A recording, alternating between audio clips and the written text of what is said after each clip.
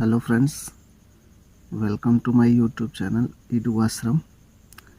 Please subscribe my channel and click on bell icon ताकि video का notification आप तक पहुंच सके। आज की इस वीडियो में हम लोग पढ़ने वाले हैं कोवैलेंट बॉन्ड। और ये जो कोवैलेंट बॉन्ड है ये केमिकल बॉन्ड का टाइप है। इसका डेफिनेशन हम लिखेंगे कि a covalent bond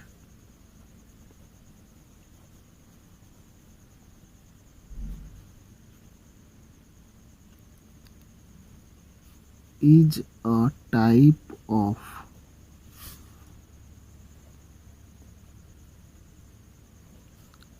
chemical bond। ये केमिकल बॉन्ड का टाइप है that involves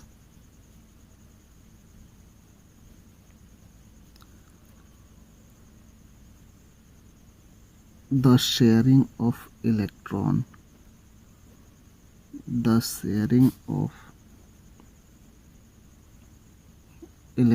pair between atom। इसमें एटम के बीच में इलेक्ट्रॉन पेयर का शेयरिंग होता है और वह इलेक्ट्रॉन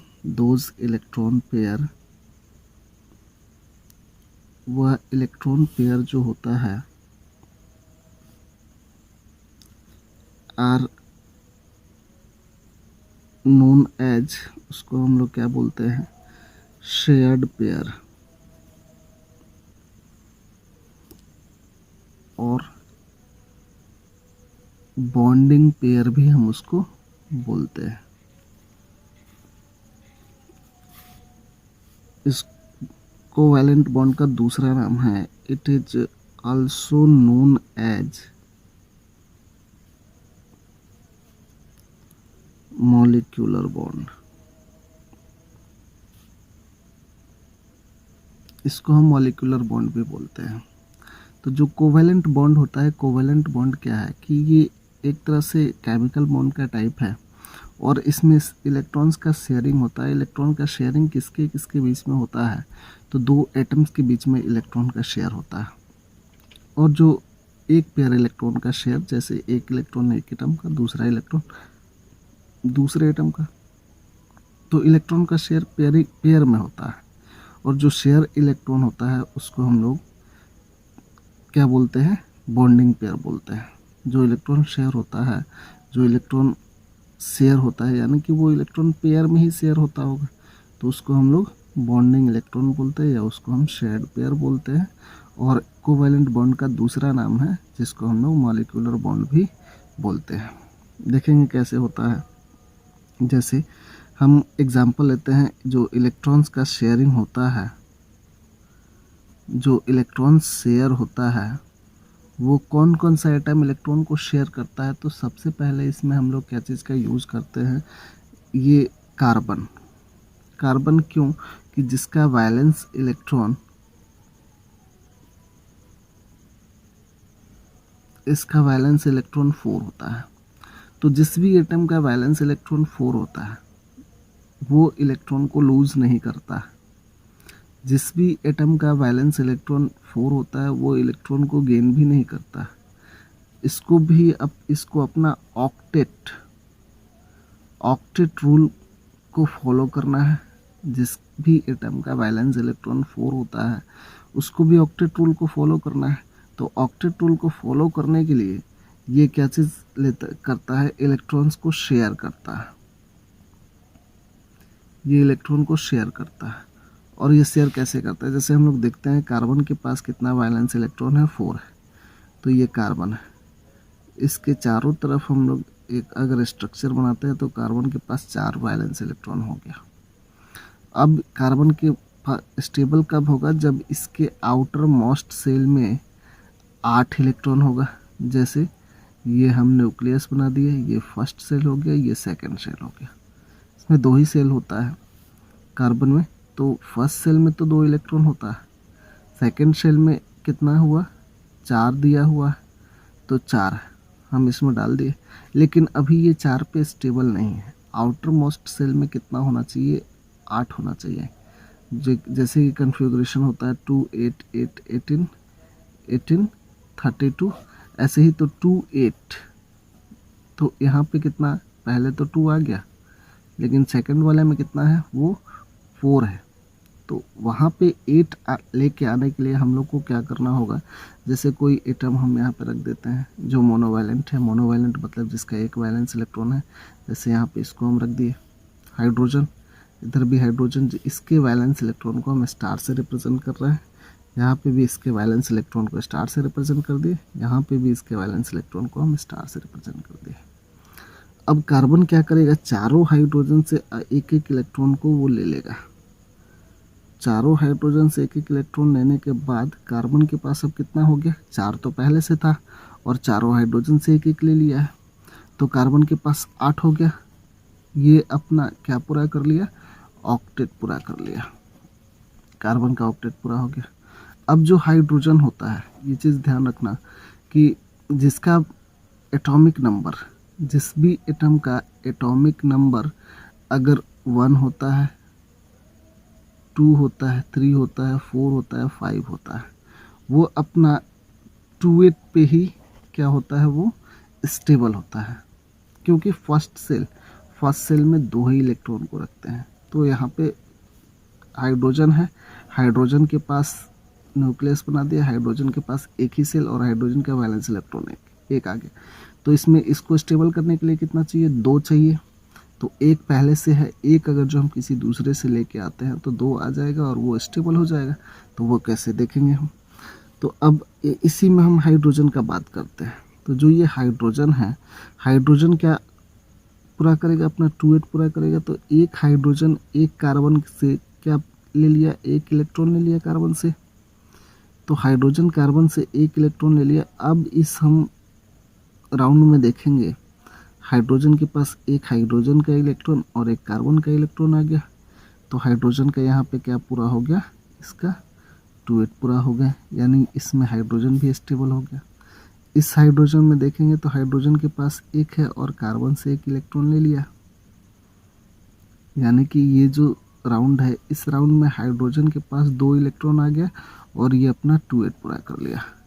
एज इट इज यहाँ भी, और सेम एज यहाँ भी हाइड्रोजन के पास एक था और एक कार्बन से ले लिया, तो ये भी अपना क्या पूरा कर लिया, 2 8 पूरा कर लिया।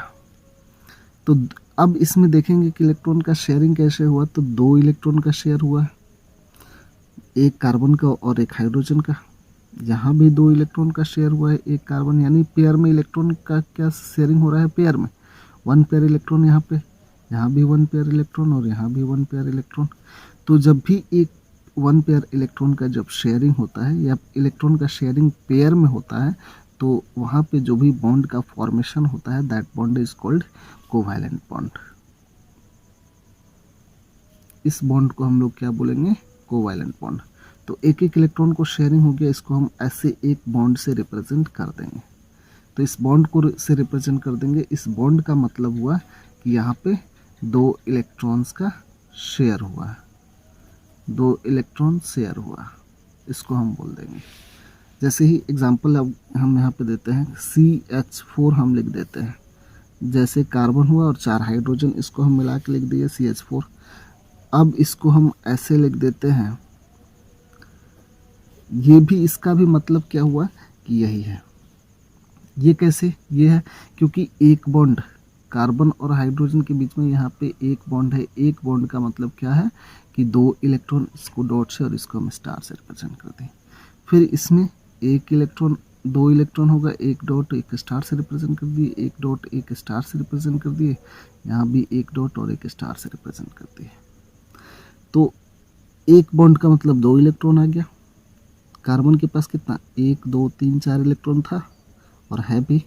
हाइड्रोजन के पास एक, इसके पास भी एक, इसके पास भी एक, इसके पास भी एक, यानी कि अब ये चारों हाइड्रोजन से एक एक इलेक्ट्रॉन को अगर जो कार्बन लेता है तो कार्बन का भी क्या पूरा होता है, इसका ऑक्टेट पूरा होता है।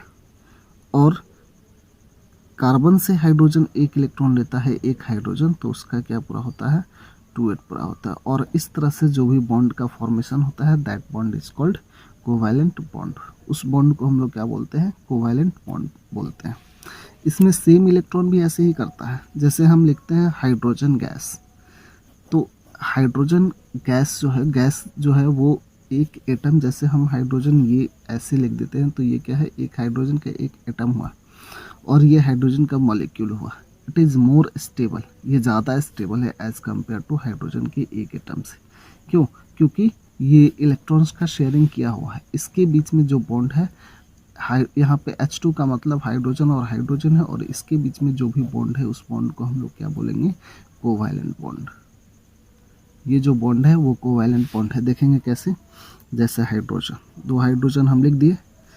अब हाइड्रोजन इलेक्ट्रॉन को क्या करता है, लूज़ करता है और गेन भी कर लेता है। तो लूज़ करेगा और गेन करेगा, तो लूज़ किसके साथ करेगा, वो जो भी मेटल्स, अगर कोई मेटल्स आता है उसके साथ ये लूज़ कर देगा। जो मोनोवैलेंट होगा, डाईवैलेंट होगा या ट्राईवैलेंट होगा, उसमें ये लूज़ कर देगा।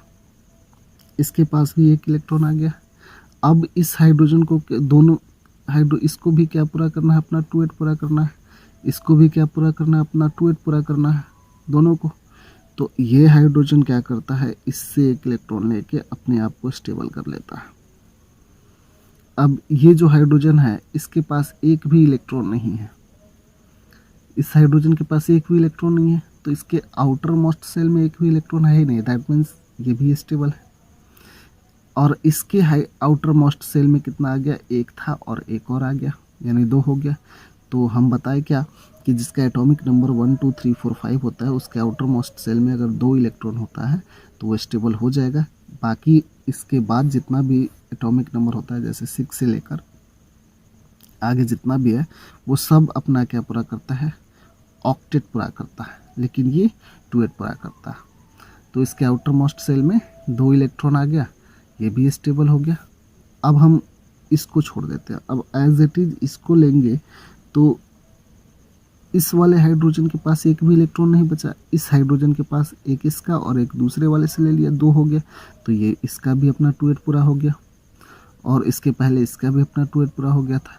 तो इस तरह से जो इलेक्ट्रॉन्स का शेयरिंग होता है एक दूसरे के साथ, उस और यहाँ पे जो भी बॉन्ड बनता है, that bond is called covalent bond.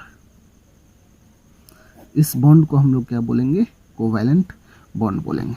As it is एक और एग्जांपल हम लेते हैं, जैसे O2 है, तो ऑक्सीजन गैस हुआ ये और एक ऑक्सीजन का एटम। तो ऑक्सीजन का एटम इससे ज़्यादा स्टेबल कौन है, ऑक्सीजन का, ये O2 gas, oxygen gas stable है। इसमें देखेंगे 2 ऑक्सीजन हम बना दिए। ऑक्सीजन के पास कितना वैलेंस इलेक्ट्रॉन होता है, 6 होता है। इसके पास हम 6 वैलेंस इलेक्ट्रॉन को रिप्रेजेंट कर दिए। इस ऑक्सीजन के पास भी 6 वैलेंस इलेक्ट्रॉन होगा, 6 हो गया। अब ये जो ऑक्सीजन होगा इसको अपना ऑक्टेट पूरा कर, इसका एटॉमिक नंबर होता है 8। तो ऑक्टेट पूरा करने के लिए कितना चाहिए, 8 इलेक्ट्रॉन चाहिए, क्योंकि 1 2 3 4 5 में ही 2s पूरा होता है, उसके बाद ऑक्टेट होता है।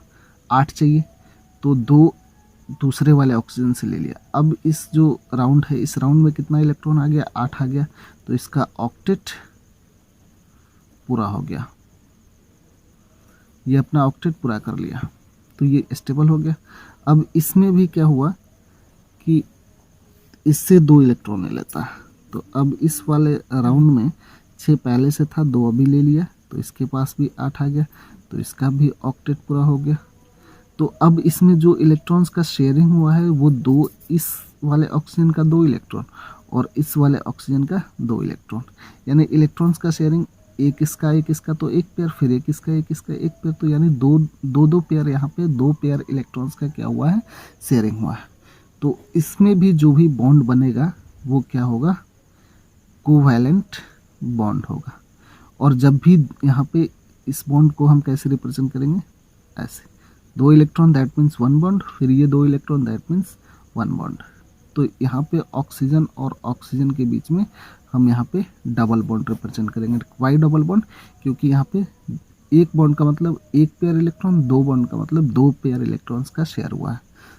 हाइड्रोजन में हम ऐसे सिंगल बॉन्ड का यूज़ करेंगे, क्योंकि एक बॉन्ड है तो 1 पेयर इलेक्ट्रॉन्स का शेयरिंग हुआ है एक एक करके, ऐसे। Thank you. नेक्स्ट क्लास में फिर हम लोग इसके आगे पढ़ेंगे।